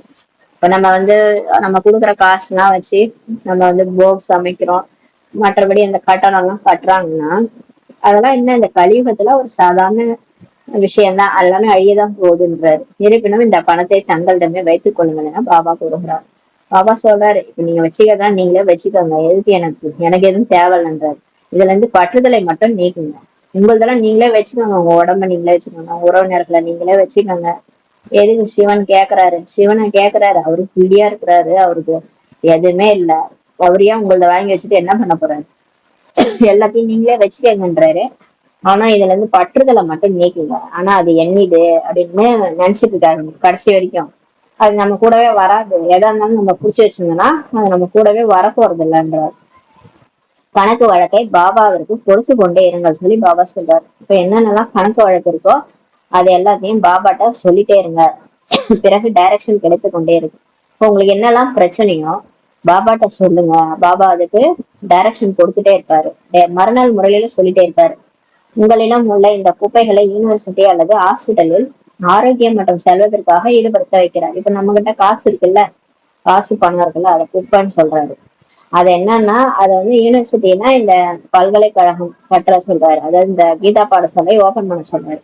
இது வந்து யூனிவர்சிட்டியாவும் இருக்குது, பாடமும் நம்ம எடுக்கிறோம், அதே சமயம் ஹாஸ்பிட்டல்லாவும் இது இருக்குது, ஆரோக்கியமும் இங்க கிடைக்குது. நம்ம யோகா பண்றோம், மெடிடேஷன் பண்றதுனால ஆரோக்கியமும் கிடைக்குது, இங்க ஆரோக்கியமும் கிடைக்குது, செல்வதற்காகவும் செல்வமும் கிடைக்குது. அதுல நம்மள ஈடுபடுத்த வைக்கிறார். நோய்க்காக மருத்துவமனைய கட்டுறாங்க, படிப்பிற்காக பல்கலைக்கழகம் இருக்கிறது. வெளியில வந்து பாத்தீங்கன்னா நோய் வருதுன்னா ஹாஸ்பிட்டல் கட்டுறாங்க, படிக்க வைக்கிறதுக்காக யூனிவர்சிட்டி கட்டுறாங்க. பாபா இங்க காலேஜ் மற்றும் ஹாஸ்பிட்டல் ரெண்டுமே இணைந்திருக்கிறதுன்னு சொல்றாரு. நம்ம இங்க வந்து பாபா வந்து இந்த கீதா பாடசாலையோ இல்ல இந்த சென்டரோ நம்ம ஓபன் பண்றோம்னா அதுல வந்து காலேஜும் இருக்கு, பாடமே எடுக்கிறோம், மற்றபடி மெடிடேஷனும் பண்ணி நம்மளுடைய நோயையும் நம்ம போக்கிக்கிறோம். அப்ப ஹாஸ்பிட்டலும் காலேஜும் சேர்த்து இருக்குது அப்படின்னு சொல்றாரு. இதற்கு 3 அடி நிலம் போதும். ஆனா இங்க நம்ம அவங்க எல்லாம் கட்டுறது பெரிய பெரிய இடம் வச்சு கட்டுறாங்கல்ல, நமக்கு வந்து 3 அடி நிலம் போதும்னு சொல்லி சொல்றாரு. 3 அடி நிலத்துல உட்காந்து கிளாஸ் எடுங்க போதும், அதுலயே ஹாஸ்பிட்டலும் நீங்க உருவாக்கிடுங்க, காலேஜும் உருவாக்கிடுறீங்கன்னு சொல்றாரு. யாரிடம் எதுவுமே இல்லையோ அவர்கள் 3 அடி இடம் கொடுங்கள் சொல்லி சொல்றாரு. இப்ப உங்கள்ட்ட எதுவுமே இல்லையா, உங்க வீடு இருக்குல்ல, உங்க வீட்டுல சின்னோண்டு இடம் இருந்தா கொடுங்கன்னு சொல்லி சொல்றாரு. அதுலயே வகுப்பு ஆரம்பித்து விடுங்கள் சொல்லி சொல்றாரு. அதுல உட்காந்து கிளாஸ் எடுங்க, 3 அடி நிலம் அமர்வதற்கான நிலம் அல்லவா சொல்லி சொல்றாரு. 3 அடி நிலம் இருந்தா போதும், உட்காரலாமே, எத்தனை பேர் உட்காரலாம், ஒரு நாளைக்கு ஒரு 10 பேர் உட்காந்து கிளாஸ் எடுத்து கவனிச்சா கூட போதுமேன்றாரு. நீங்க அந்த 3 அடி நிலம் கொடுங்க போதுன்றாரு. ஆசனம் 3 அடிக்கு 3 அடி தான் இருக்கிறது சொல்லி சொல்றாரு. 3 அடி நிலத்தில் யார் வேண்டுமானாலும் வருவார்கள், யார் வேணாலும் வரணும், 3 அடி நிலம் இருந்தா போதுன்றாரு. நன்கு புரிந்து கொண்டு செல்வார்கள், வருவாங்க உட்காருவாங்க, 5 நிமிஷம் நீங்க பேசுறத கவனிச்சாலே போதும், அவங்க வந்து புரிஞ்சுக்கிட்டு போவாங்கன்றாரு. யாராவது வந்தார்கள் என்றால் ஆசனத்தில் அமர வைத்து பாபாவின் அறிமுகத்தை கொடுக்கும்னு சொல்லி சொல்றாரு. உங்க வீட்டுக்கே யாராவது வந்தா கூட இல்ல சென்டருக்கு வந்தாலும் அவங்கள உட்கார வச்சு பாபா யாருன்றத சொல்லுங்க. சேவைக்காக பேட்சஸ் கூட நிறைய உருவாக்கிட்டு இருக்கிறாங்க. இப்ப சேவைக்காக நம்ம பேட்ச் கொடுத்திருக்கோம்ல, அந்த பேட்ச் எல்லாம் நிறைய உருவாக்கிட்டு இருக்காங்க. இது மிகவும் எளிதாகும் சொல்றாரு. இந்த பேட்ச் வச்சு புரிய வச்சிடலாம், ரொம்ப ஈஸிங்கிறார். சித்திரங்கள் கூட நன்றாக இருக்கிறது, முழுமையாக எழுதப்பட்டும் இருக்குது. பேட்ச்ல எல்லா விஷயமும் இருக்குது. அதுலயே லட்சுமி நாராயணன், பிரம்மா விஷ்ணு சங்கரர் எல்லாமே அதுலயே இருக்குது. இதன் மூலம் உங்களுடைய நிறைய சேவைகள் நடக்கும். பேட்ச் மூலமாவே நிறைய சேவை நடக்கும். ஒவ்வொரு நாளும் எவ்வளவு ஆபத்துகள் வந்து கொண்டிருக்கிறது, போக போக பாருங்க மனிதர்களுக்கு வைராக்கியம் ஏற்படும்ன்றாரு. நிறைய இப்ப நடக்குது இல்லையா, இப்ப முன்னாடிலாம் இந்த தீ பிடிக்குது, வெள்ளம் வருது, இதுல நிறைய பேருக்கு பிரச்சனை ஆபத்து எல்லாம் வரும்போது வெறுத்துரும் வாழ்க்கைய, வைராக்கியம் வந்துரும். நாம் அழிவற்ற ஆத்மா, நம்முடைய அழிவற்ற தந்தையை நினைக்கலாம்ட்டு தந்தையே நினைக்க ஆரம்பிச்சிருவாங்க. இப்ப அறிமுகம் கிடைச்சவங்க என்ன பண்ணுவாங்க, ஓ அவங்க சொல்றதெல்லாம் ரைட்டு தான்ட்டு நம்ம அழிவற்ற ஆத்மா, இந்த உடம்பு நிச்சயம் கிடையாது, அப்ப நம்ம அப்பாவை நினைப்போன்ட்டு நினைக்க ஆரம்பிச்சிருவாங்க. என்னை நினைத்தால் உங்களுடைய பிறவியினுடைய பாவங்கள் நீங்கும் என தந்தையே இப்ப சொல்றாரு. இப்ப கடவுள் என்ன சொல்றாருன்னா, என்னை நினைச்சீங்கன்னா போதும், உங்க பிறவிக்கான பாவம் நீங்கிருந்தார். தன்னை ஆத்மா என உணர்ந்து தந்தையை முழு அன்போடு நினைக்கணும்னு சொல்லி சொல்றாரு. தேக அபிமானத்துல வரக்கூடாது. உங்களை ஆத்மான்னு புரிஞ்சுட்டு என்ன நினைங்க, முழு அன்போட நினைங்க. இங்க நம்ம வந்து பிச்சை பிச்சை அன்பு வச்சிருக்கோம்ல, அங்கங்க இவங்களுக்கு கொஞ்சம் அவங்களுக்கு கொஞ்சம்ட்டு அந்த அன்பெல்லாம் அப்படியே ஃபுல்லா பாபாவிட்ட செலுத்துங்கன்ற. தேக அபிமானத்துல வரக்கூடாது. குழந்தைகளிடம் வெளிப்படையாக அன்பு வைங்க. வெளியில இருக்கிறவங்கத்துல அப்படியே வெளிப்படையா அன்பு காட்டுங்க, அவ்வளவுதான். ஆனா உள்ளார்ந்த அன்பை பாபாட்ட மட்டும் வைங்க. ஆனால் ஆத்மாவின் உண்மையான அன்பை ஆன்மீக தந்தையிடம் மட்டும் வையுங்கள் சொல்றாரு. அவருடைய நினைவினால் தான் பாவங்கள் அழியும். ஏன்னா அவரை நினைச்சாதான் பாவம் அழியும். நண்பர்கள் உறவினர்கள் எல்லாம் நினைச்சானா பாவம் அழியுமா என்ன? அதனால நண்பர்கள் உறவினர்கள் குழந்தைகள் போன்றவர்களை பார்த்து கொண்டிருந்தா கூட உங்க புத்தி எங்க இருக்கணும்னா பாபாவின் நினைவில் இருக்கட்டும். எல்லாரும் கூட இருங்க, ஆனா அவங்களோட நடிச்சிட்டு இருந்தாலும் இவங்கெல்லாம் ஆத்மா என் கூட நடிச்சிட்டு இருக்கிறாங்க, நான் ஒரு பாபாவை நினைச்சிட்டு இருக்கேன்ட்டு பாபா நினைவுதான் புத்தியில இருக்கணும். குழந்தைகளாக நீங்கள் நினைவு என்ற தூக்கில் இப்ப மூழ்கி கொண்டிருக்கிறீங்கன்றாரு. இப்ப பாபா நினைவு என்ற தூக்குல நம்ம தொங்கிட்டு இருக்கிறோன்றாரு. ஆத்மாக்கள் தங்களுடைய தந்தை பரமாத்மாவை மட்டும்தான் நினைக்க வேண்டும், புத்தி மேலே இணைக்கப்பட்டிருக்கட்டும் சொல்லி சொல்றாரு. பாபாவின் வீடு கூட மேலேதான் இருக்கிறது அல்லவா. பாபா பரந்தாம கூட மேலதான் இருக்குது. மூலவதனம், சூட்சுமவதனம் மற்றும் இந்த ஸ்தூல வதனம் ஆகும். இப்போது மீண்டும் நம்ம வீட்டுக்கு போகணும்ன்றாரு. இப்போது உங்களுடைய பயணம் முடிய போகிறது. இப்போ நம்மளோட பயணம் இந்த பிறப்பு இறப்பு சக்கரத்துல மாட்டி நிறைய பிறவி நடிச்சிருக்கிறோம் இல்லையா, அந்த பயணம் இப்ப முடிய போகின்றார். இப்போது நீங்கள் பயணத்துல இருந்து திரும்பி கொண்டிருக்கிறீங்க. இப்பதான் நம்ம இந்த பயணத்துல இருந்து திரும்பிட்டு இருக்கிறோம். உங்களுடைய வீடு எவ்வளவு அன்பாக இருக்கிறது சொல்லி பாபா சொல்றாரு. நம்மளுடைய பரந்தாமும் எவ்வளவு அன்பான வீடு, அது எல்லையற்ற வீடாகும். மீண்டும் தன்னுடைய வீட்டுக்கு இப்ப போகணும். மனிதர்கள் வீட்டுக்கு போவதற்காக பக்தி செய்யறாங்க. பக்தியில கூட பாத்தீங்கன்னா வீடு பேர் அடையணும், அப்புறம் சாமியார்கள்லாம் போய் காட்டுல உட்காந்து பிரம்மத்தை நினைவு செஞ்சு பிரம்மத்துக்கு போகணும்னு முயற்சி செய்யறாங்க. ஆனால் ஞானம் முழுமையாக இல்லை என்றால் வீட்டுக்கு போக முடியாது. ஆனா இந்த கடவுளே கொடுக்குற இந்த ஞானம் இல்லைன்னா நம்மளால பலனாம போக முடியாது. பிரம்மத்தோட எல்லாம் கலக்க முடியாது. பகவானிடம் செல்வதற்காக, நிர்வாண தாமத்திற்கு செல்வதற்காக எவ்வளவு தீர்த்த யாத்திரைகள் செய்யறாங்க. உண்மையில பக்தி எதுக்கு தெரியுமா செய்யறாங்க? கடவுள்கிட்ட போகிறதுக்காக தான். அதுக்காக தான் செய்யறாங்க. கடினமாக உழைக்கிறாங்க. சன்னியாசிகள் அமைதியின் வழியை மட்டுமே தான் தெரிவிக்கிறாங்க. சன்னியாசிகள் நீங்க அமைதியா இருங்க அதுதான் சொல்றாங்க, அமைதியின் வழிதான் சொல்றாங்கன்னா கடவுள் யாருன்னா அவங்களுக்கு சொல்ல மாட்டாங்க. சொர்க்கமும் அவங்களுக்கு தெரியாது. சுகதாமத்தை பற்றி அவங்க அறியவில்லை. சுகதாமத்தின் வழியை பாபா மட்டும்தான் தெரிவிப்பார். சொர்க்கத்தை பத்தி கடவுள் தான் சொல்றாரு. ஏன்னா எல்லா தர்மத்திலயும் இருக்குது. அல்லாஹ் ஹெவனே படைச்சாரு, காட்ஃபாதர் ஹெவனை படைச்சாருன்றது எல்லா தர்மத்திலயும் இருக்கு. அப்ப கடவுள் ஒருத்தர் இருக்கிறாருன்னா ஒரு கண்டிப்பா ஒரு தோட்டத்தை தான் படைச்சிருப்பாரு, முள்ளு காடை படைச்சிருக்க மாட்டாரு. அப்ப சொர்க்கத்தை பத்தி கடவுள் தான் சொல்ல முடியும். நிச்சயமாக முதலில் நிர்வாண தாமம் வானப்பிரஸ்தத்தில் போக வேண்டும். கண்டிப்பா நம்ம இப்ப முதல்ல வீட்டுக்கு போகணும். வீட்டுக்கு போயிட்டு பரந்தாமத்துக்கு போயிட்டு வானப்பிரஸ்தத்துக்கு போயிடணும். அதற்கு பிரம்மாண்டம் என்று சொல்றாங்க. வானப்பிரஸ்த இந்த நிர்வாண தாமத்தை பிரம்மாண்டம் சொல்றாங்க. அவர்கள் பிரம்மத்தை ஈஸ்வரனை நினைத்து கொண்டிருக்கிறார்கள். சன்னியாசிகள் பிரம்மன் தான் கடவுள்னு நினைச்சிட்டு இருக்கிறாங்கன்னு சொல்றாரு பாபா. அதுல போய் கலந்துட்டா கடவுள்கிட்ட போயிடலாம்னு நினைக்கிறாங்க. ஆத்மாக்களாகிய நாம் பிந்துவாக இருக்கிறோம். ஆனா அவங்களுக்கு தெரியாது நம்ம ஆத்மா, நம்ம புள்ளியா இருக்கணும். நாம் வசிக்கக்கூடிய இடம் கூட பிரம்மாண்டம் தான். நம்மளுடைய வீடே பரந்தாமம் தான்ன்றது அவங்களுக்கு தெரியாது. உங்களுடைய பூஜை கூட நடக்கிறது அல்லவா. நமக்கு கூட பூஜை நடக்குது. லட்சுமி நாராயணன் கோயில்ல லட்சுமி நாராயணன் பூஜை, அம்மனுடைய பூஜை, இதெல்லாம் நிறைய நடக்குது. பிந்துவை எப்படி பூஜை செய்வார்கள்? எனவே பூஜை செய்யும்போது சாலிகிராமமாக அமைத்து ஒவ்வொரு ஆத்மாவையும் பூஜிக்கிறாங்க. புள்ளிய போய் எப்படி பூஜை செய்வாங்க? புள்ளியா கண்ணுக்கு தெரியாத ஒரு பொருளை எப்படி பூஜை செய்யறது? அதனால லிங்க வடிவுல உருவாக்கி எல்லா ஆத்மாக்களையும் பூஜை செய்யறாங்கன்ற பிந்துவை எப்படி பூஜிக்க முடியும்? எனவே பெரிதாக உருவாக்குறாங்க. அதனால பெரிய பெரிய லிங்கம் எல்லாம் உருவாக்கி கோயில்ல வணங்குறாங்க. பாபாவுக்கு தனக்கென்ற உடலே கிடையாது. புள்ளியா இருக்கிறார் கடவுள். உண்மையிலே அவருக்கு உடம்பு கூட கிடையாது. இந்த விஷயங்களை இப்போது நீங்க தான் தெரிஞ்சிருக்கிறீங்க. சித்திரங்களில் கூட நீங்க பெரிய ரூபத்தை காண்பிக்க வேண்டும். நம்ம அந்த புள்ளிய புள்ளியாவே காட்டக்கூடாது. அப்படியே ஃபுல் ஸ்டாப் மாதிரி அதை நம்ம பெருசா ஆக்கி இவர்தான் சிவபாபான்ட்டு நம்ம காட்டணும். அப்பதான் அவங்க புரிஞ்சுக்குவாங்க. இல்லைன்னா அவங்க ஏதோ நினைச்சுக்குவாங்க. நட்சத்திரம்னு சொன்னா கூட அவங்க ஏத்துக்க மாட்டாங்க. பிந்துவை எப்படி புரிந்து கொள்வார்கள்? நீங்கள் நட்சத்திரங்களை உருவாக்கணும்ன்றாரு. ஃபுல் ஸ்டாப் வச்சுதான் கடவுள் சொன்னா எப்படி ஏத்துக்குவாங்க? அதனால கொஞ்சம் நீங்க அதை பெருசாதான் உருவாக்கி காட்டணும். அதுல இருந்து வைப்ரேஷன்ஸ் வர மாதிரி அப்படிலாம் படம் வச்சு பெரிய படமா இப்ப நம்ம உருவாக்கி இருக்கிறோம்ன்றாரு. நீங்கள் நட்சத்திரங்களை உருவாக்க வேண்டும். இவ்வாறு நிறைய திலகத்தை கூட தாய்மார்கள் வைத்துக் கொள்கிறார்கள். இந்த நட்சத்திரம் மாதிரி எல்லாம் பொட்டு வச்சுக்கிறாங்க மாதாசு. வெள்ளை நிறத்தில் தயாராக அந்த பொட்டு இருக்குதுன்ற நட்சத்திரம் மாதிரி ஒயிட் கலர்ல பொட்டு இருக்குதான். ஆத்மா கூட வெள்ளையாக நட்சத்திரத்தை போலதான் இருக்குதுன்னு சொல்றாரு. இந்த ஆத்மா கூட எப்படி இருக்குன்னா வெள்ளையா இருக்குதான், நட்சத்திரம் மாதிரி இருக்குதான். இது கூட ஒரு அடையாளம் தான். அதனாலதான் புருவ மத்தியில் இந்த பொட்டு வைக்கிறாங்க. புருவ மத்தியில் தான் ஆத்மா இருக்கிறது, மற்றபடி பொருள் எதுவுமே தெரியலன்னு பாபா சொல்றாரு. இவ்வளவு சிறிய ஆத்மாவில் எவ்வளவு ஞானம் இருக்கிறது என்பதை பாபா புரிய வைக்கிறார். இப்ப பாபா சொல்ற இந்த ஞானம் எல்லாம் புத்தியில போய் பதினொன்று. புத்தி எங்க இருக்குன்னா ஆத்மாலதான் இருக்குது. இத்தனை அணுகுண்டுகளை உருவாக்கி கொண்டிருக்கிறார்கள். இப்ப ஆட்டம்பாம்லாம் எவ்வளவு உருவாக்கிட்டு இருக்கிறாங்க. அவ்வளவு ஞானம் இருக்குது ஆத்மாவுக்கு. ஆட்டம்பாம் உருவாக்குற அளவு அதிசயமாக இருக்கிறது. ஆத்மாவில் இவ்வளவு பாட் நிரம்பி இருக்கிறது. இது மிக ஆழமான விஷயம் பாபா சொல்றாரு. இவ்வளவு சிறிய ஆத்மா இந்த உடல் மூலமாக எவ்வளவு வேலை செய்யுது. ஒரு ஆட்டம்பாமே செய்யுது. எவ்வளவு வேலை செய்யுது இந்த சின்ன ஆத்மா, அந்த உடல் மூலமா செய்யுது. ஆத்மாவும் அழிவற்றது. அதனுடைய பாட்டும் ஒருபோதும் அழியறதே இல்லை. ஆத்மாவுக்கு அழிவு இல்லை. அது என்ன நடிச்சுதோ அந்த நடிப்பும் அழியறது கிடையாது. நடிப்பும் மாறாது. என்ன நடிக்கிறாங்களோ அதேதான் ஒரு கல்பமும் நடிப்பாங்கன்றது. இப்போது மிகப்பெரிய மரமாக இருக்குது. சத்தியுகத்தில் எவ்வளவு சிறிய மரமாக இருக்கிறது. இப்ப 800 கோடி பேர் இருக்கிறாங்க. ஜன கூட்டம், பாப்புலேஷன்.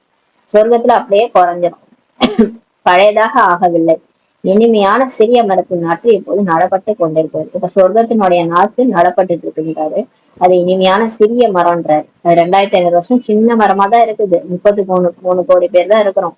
அதுக்கு 2500 வருஷம் கழிச்சு பெரிய மரமா மாறிடுது. நீங்க இப்ப பதித்தமாகி இருந்தீர்கள். நம்ம இப்ப தூய்மையற்றவரா இருந்தோம். இப்போது மீண்டும் நம்ம தூய்மையானவங்களா மாறிட்டு இருக்கிறோம்னு சொல்றாரு. சிறிய ஆத்மாவுக்கு எவ்வளவு பெரிய பாட்டு இருக்குது. இதுதான் இயற்கைன்னு சொல்றாரு. அழியாத பாட்டு இப்ப நடந்துட்டு இருக்குது. நம்ம ஆத்மா ஒரு புள்ளி, ஜஸ்ட் ஒரு ஸ்டார் மாதிரிதான் இருக்கும். அதுல அவ்வளவு பாட்டு ஸ்டோர் ஆயிருந்தாரு. இது ஒருபோதும் முடிவதே இல்லை. இந்த நாடகம் முடியாது. அழிவற்ற பொருள்ன்றாரு. இதில் அழிவற்ற பாட்டு நிரம்பியிருக்கிறது. ஆத்மா அழியாது. அதுல அழிவற்ற பாட்டு ஸ்டோர் ஆயிருக்கு. இது அதிசயமாக இருக்கிறது அல்லவா? குழந்தைகளே, ஆத்மா உடனராக இப்ப மாறுங்கள் என பாபா புரிய வைக்கிறார். எதுக்கு இதெல்லாம் புரிய வைக்கிறாங்கன்னா, ஆத்மா எனக்குள்ளார அழிவற்ற பாகம் நிரம்பி இருக்கு. நான் தான் ஒரு காலத்துல தேவதையா நடிச்சேன். நான் தான் வைச்சியரா இருந்தேன், சத்திரியரா இருந்தேன்.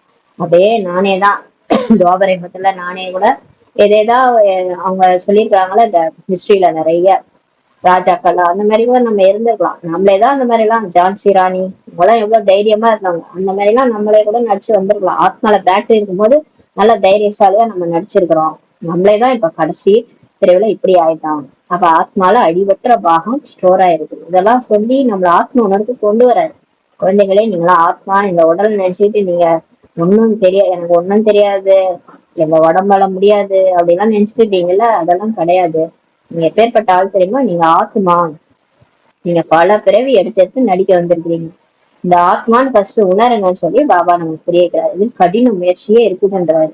உங்களுடைய இதுதான் அதிகமான பாட்டாகும். ஆனா எல்லாரோட நம்ம தான் அதிக பிறவி நடிச்சிருக்கிறோம். பாபானுடைய பாட்டு கூட உங்களை கூட அதிகமாக இல்லை. சிவபாபா கூட நம்மள மாதிரி அதிகமான பிறவி எடுக்கல. அவர்தான் பிறப்பிறப்பே கிடையாது. இல்ல, அவரு கொஞ்சம் தான் நடிக்க வர்றாரு. 100 வருஷம் தான் அதுல தந்தை ஆசிரியர் சத்குருவா அவரோட பாட்டை பிளே பண்றாரு. நீங்கள் சொர்க்கத்தில் சுகமுடையர்களாகி விடுகிறீர்கள் என்றால் நான் ஓய்வில் அமர்கிறேன் என்று பாபா கூறுகிறார். நம்ம சொர்க்கத்துல போய் நடிக்க போறோம். சுகமா நடிக்க போகும்போது அவரு பரந்தாமத்துல போய் ஓய்வா இருக்கிறார். எனக்கு எந்த நடிப்புமே இல்லை. இச்சாமியும் இவ்வளவு சேவை செய்கிறேன் அல்லவா? இந்த நேரத்துல 100 வருஷம் தான் அவருக்கு வேலையே. நேற்று முறையில கூட சொல்லியிருந்தார், பிரம்மா பாப்பாக்கு உடம்பு சொல்லணும்னா இவரே ஞானத்தை எழுதுவாராம். இவர் அவர் உடம்புல இருந்து அவர் கையை ஏக்கி இவரே எழுதி வச்சிருவாராம், அவரால் முடியலன்னு. அந்த மாதிரி நமக்காக சேவைலாம் பண்ணியிருக்கிறாரு சிவபாபாவே. அவங்க பாருங்க, இந்த நேரத்துல அவ்வளவு சேவை செய்யறாரு. இந்த ஞானம் இவ்வளவு அதிசயமாக இருக்கிறது. உங்களை தவிர வேற யாரும் சிறிது கூட புரிந்து கொள்வதில்லை. ஆனா இந்த ஞானம் நம்மளை தவிர, ஏன்னா நமக்குதான் தெரியும் சிவபாபாவே பிரம்மா பாபா உடல்ல வந்திருக்கிறாரு. அதை நம்ப மாட்டாங்க மற்றவங்களும். ஆனா நம்ம நம்பி இருக்கிறோம் இல்லையா? அதனால நமக்குதான் இந்த ஞானம்னா எல்லாருமே நம்ம தான் புரிஞ்சுக்கிறோம். மற்றவங்க சிறிது கூட புரிஞ்சுக்கிறது இல்லை. பாபாவின் நினைவில் இல்லாம தாரணையே செய்ய முடியாது. கடவுள் நினைவு இருந்தா ஞானம் நல்லா தாரணை ஆகுன்றார். உணவு விஷயங்களில் கூட வித்தியாசம் ஏற்படும் போது தாரணையில் வித்தியாசம் ஏற்படுகிறது. இப்ப உணவு நம்ம ஸ்ட்ரிக்டா ஸ்ரீமத் படி நம்ம ஃபாலோ பண்ணி பாபா சொல்ற மாதிரி சாப்பிட்டோம்னா கரெக்டான முரளியை நம்ம தாரணை பண்ண முடியும். புத்தியில பாபா சொல்ற பாயிண்ட்ஸ் தான் ஞாபகம் இருக்கும். சப்போஸ் இப்ப வெளியில விற்கிறத பார்த்து ஆசைப்பட்டு ஏதாவது சாப்பிட்டோம்னா அந்த நம்மளுடைய விருத்தி உள்ளுணர்வு எல்லாம் மாறிடும். அவங்களுடைய அந்த வைப்ரேஷன் நமக்கு தாக்கிடும். கொஞ்சம் நல்லா இருக்கு, ஆசையா இருக்கேன்ட்டு ஏதாவது ஒண்ணு சாப்பிட்டாலும் போதும். அவங்க என்ன நினைவுல அவங்க சமைச்சாங்களோ, எந்த ஒரு வைப்ரேஷன்ல சமைச்சாங்களோ அதே வைப்ரேஷன் நமக்கு வந்துடும். அதனாலதான் ரொம்ப ஜாக்கிரதையா இருக்கணும். உணவுல கூட வித்தியாசம் இருக்கக்கூடாதுன்றாரு. அப்ப தாரணையும் வித்தியாசம் வந்துரும்ன்றாரு. அப்ப நீங்க எந்த அளவுக்கு முயற்சி பண்ணீங்களோ அவ கீழே தள்ளி விட்டுணும். லட்சுமி நாராயணெல்லாம் ஆக முடியாது. உணவுல நம்ம கட்டுப்பாடு இல்லைன்னா லட்சுமி நாராயணெல்லாம் ஆக முடியாது. இதுல தூய்மை மிகவும் தேவைன்னு சொல்றாரு. ரொம்ப தூய்மையா இருக்கணும். எண்ணம் சொல் செயல்ல கூட தூய்மை தேவை. அதனாலதான் எல்லாத்துலயுமே கட்டுப்பாடு வைக்கிறார். தந்தையை நினைப்பது மிக எளிதாகும். கடவுள் நினைக்கிறது ஈஸி. தந்தையை நினைக்கணும், மேலும் சொத்து அடையணும்ன்றார். ஆகவேதான் நீங்கள் உங்களிடம் படங்களை வைத்துக் கொள்ளுங்கள் என பாபா கூறினார். அதனாலதான் பாபா அடிக்கடி அந்த படத்தை வச்சுட்டு பாருங்கன்றார். யோகா மற்றும் ஆஸ்தியின் படங்களை உருவாக்கினால் போதை ஏறும்.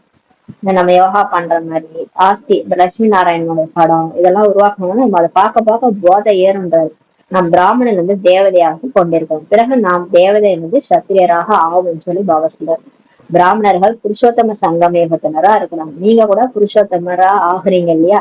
நான் உத்தமமான ஆத்மாவா ஆகிட்டு இருக்கிறோம். மனிதர்களுக்கு இந்த விஷயங்களை பதிய வைக்கிறதுக்கு எவ்வளவு கடின முயற்சி செய்ய வேண்டும்.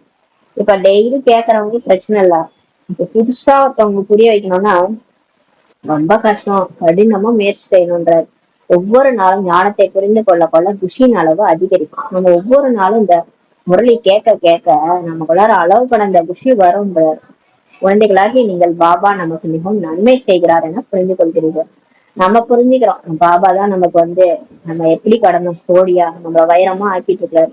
கல்ப கல்பமாக நம்முடையது ஏறும் கலையாகின்றார். இங்கே இருந்து கொண்டே சரீர நிர்வாகத்துக்காக எல்லாத்தையும் செய்ய வேண்டிய போகுது. நம்ம பாபா கிடைச்சிட்டாரு, இருந்தாலும் நம்ம அப்படியே ஓடிட முடியுமா? உடம்புல மாட்டிட்டு இருக்கிறோம், எல்லாம் கர்மா செஞ்சுதான் ஆகணும். கூட வேற உறவினர்கள் எல்லாம் இருக்கிறாங்க, கர்ம பந்தனம் உருவாக்கி வச்சிருக்கிறோம் போன பிறவில. அதெல்லாம் இப்ப அடைச்சிட்டு இருக்கிறோம். கர்ம கணக்கெல்லாம் நம்ம முடிச்சுதான் ஆகணும். அப்ப எல்லா சரீரத்தையும் பார்த்துக்கணும், எல்லாத்தையும் கவனிச்சுக்கணும் தான் சொல்றாரு. நாம் சிவபாபாவின் பண்டகசாலையில சாப்பிடுகிறோம் என்பது புத்தியில இருக்கணும். நம்ம வீட்லயே சாப்பிட்டா கூட நம்மளுடைய பண்டாரா கடவுளுடையதுன்னு நினைச்சிட்டு சாப்பிடணும், புத்தியில இருக்கணும்ன்றார். சிவபாபாவை நினைத்து கொண்டே இருந்தால் கால கண்டன் அனைவரும் விலகி போவார்கள். பாபா நினைச்சிட்டே இருந்தாலே உங்களுக்கு பிடிச்ச இந்த கண்டம்லாம் போயிரும்ன்றார். கால கண்டன்லாம் விலகி போயிடும். பிறகு இந்த பழைய உடலை விட்டு விட்டு சென்று விடலாம். எல்லா கர்ம கணக்கும் முடிஞ்சிடும். நம்மளை சுத்தி வச்சு இந்த பிக்கல் புடங்கள் எல்லாம் முடிஞ்சிடும். கடைசியா இந்த உடலை விட்டு நம்மளும் பறந்து போயிடலாம் பாபாட்ட. பாபா எதையும் பெற்றுக்கொள்வதில்லை என குழந்தைகள் புரிந்து கொள்கிறார்கள். நமக்கு தெரியும் கடவுள் புள்ளியா இருக்கிறாரு, அவரும் உடம்புலயே வர்றதில்லை. அவருக்கு யாராவது பிள்ளையா குட்டியா வீடா வாசலா? அவர் நம்மள்ட்ட இருந்து வாங்கிட்டு போய் என்ன பண்ண போறாரு? அவரு சாப்பாடு கூட அவர் வாங்கிக்க மாட்டாரு. அப்புறம் சொத்து சுகத்தெல்லாம் இருந்தா நம்மகிட்ட இருந்து குடிக்க போறாரு? அவர் எதையுமே வாங்க மாட்டாருன்னு நமக்கு தெரியும். அவரோ வள்ளல் ஆவார். அவர் கொடுக்கக்கூடியவர். அவர் உலகத்திலேயே ஒரு ஒரு தெருவுலயே ஒரு பெரிய பணக்காரர் இருக்கிறாங்க, அவரு நம்மள்ட்ட ஏதாவது வாங்குவாரு? அவர்தான் மத்தவங்க கொடுப்பாரு. இவர் உலகத்திலேயே அந்த சராசங்களுக்கு அதிபதி, உலகத்தையே படைச்சவரே அவர் தான். இவரையா நம்மகிட்ட வாங்க போறாரு? அவரே வள்ளல் தான், அவரே நம்ம கொடுக்கக்கூடியவர் தான். என்னுடைய ஸ்ரீமத் படி நடந்து செல்லுங்கள் என பாபா கூறுகிறார். பாபா சொல்றார், நான் சொல்ற வழிப்படி நடங்க, போதும் எல்லாமே கிடைக்கும், என்ன மாதிரி ஆயிடுவீங்கன்றது.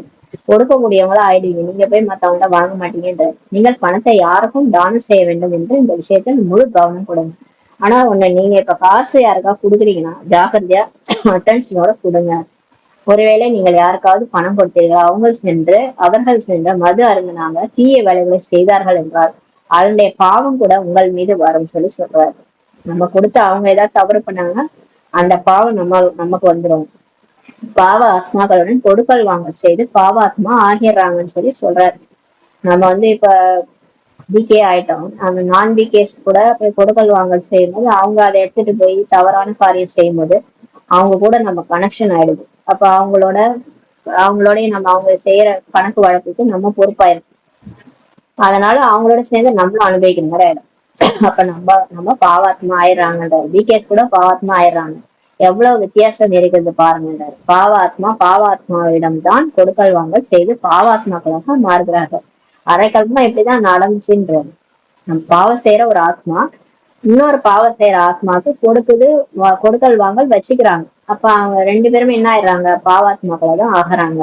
இங்கேயும் நீங்கள் புண்ணியாத்மாவா ஆக வேண்டும். இப்ப நம்ம புண்ணியாத்மாவா ஆயிட்டு இருக்கோம். நம்ம எல்லாத்தையும் ஒரு ஒரு அடியுமே யோசிச்சுதான் செய்யணும். பிரம்ம பாபா அப்படியே ஃபாலோ பண்ணணும். அவர் என்ன பண்ணாரோ அதுதான் நம்ம செய்யணும்.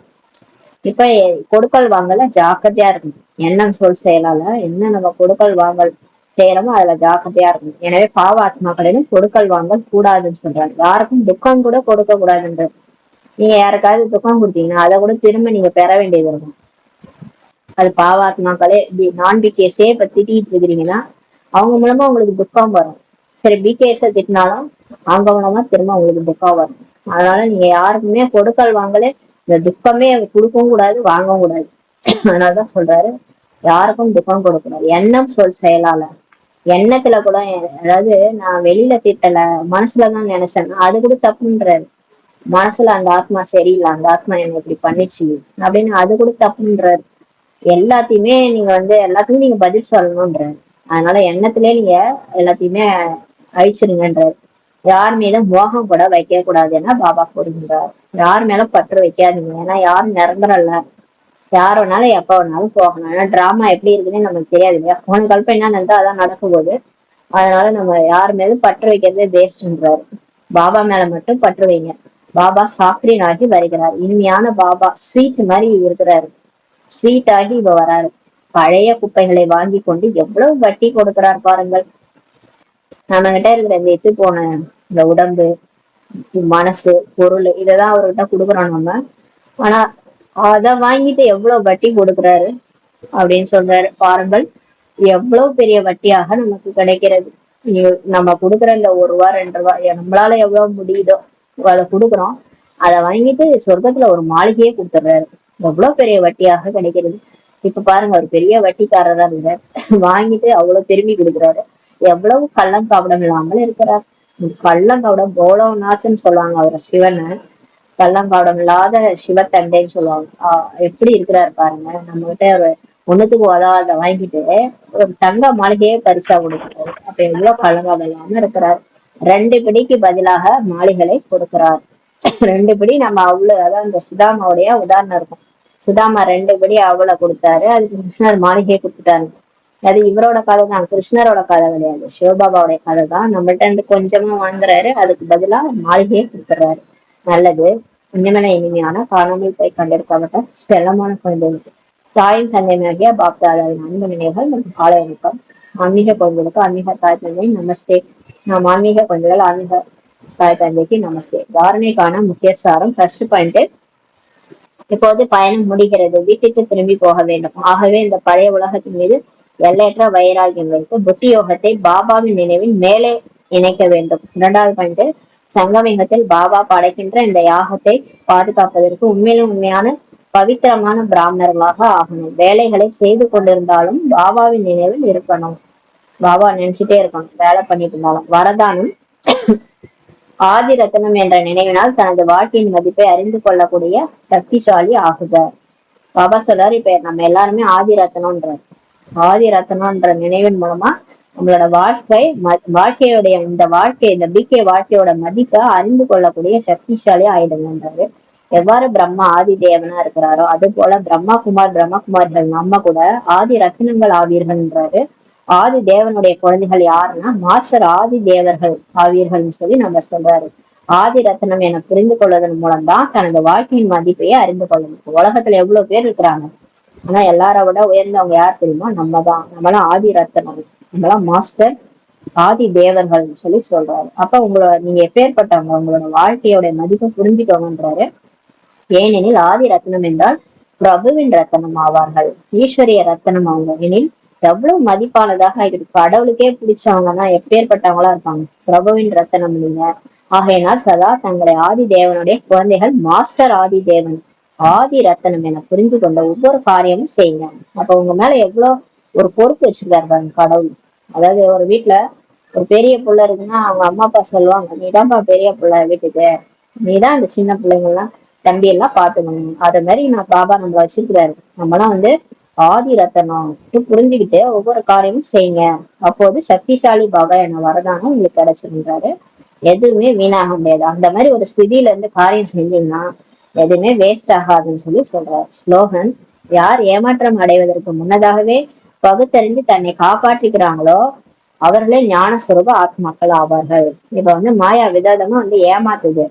அந்த ஏமாறதுக்கு முன்னாடியே கண்டுபிடிச்சி இந்த மாதிரி மாயா ஏமாத்த வருதுன்னு யார் தெரிஞ்சுக்கிறாங்களோ, தன்னை காப்பாத்திக்கிறாங்களோ அவங்க ஞானம் நல்லா புரிஞ்சுக்கிட்டாங்கன்னு அர்த்தம். ஞானத்தை டெய்லி பாபாட்ட கேட்கிற முரளிய சொரூபத்திலே கொண்டு வந்துட்டாங்க, புத்தியில கொண்டு வந்து அதுவாவே மாறிட்டாங்கன்னா அவங்களை யாராலையும் ஏமாத்தவே முடியாது. அவங்கதான் ஞான சொரூப ஆத்மாக்கள். ஏன்னா அவங்க ஏமாற்றம் அடையாம முன்னாடியே பகுத்தறிஞ்சு தன்னை காப்பாத்திக்குவாங்கன்னு சொல்லி சொல்றாரு. அந்த மாதிரி இருக்கிறவங்க ஞான சொரூப ஆத்மாக்கள் சொல்லி பாபா சொல்றாங்க. ஓம் சாந்தி.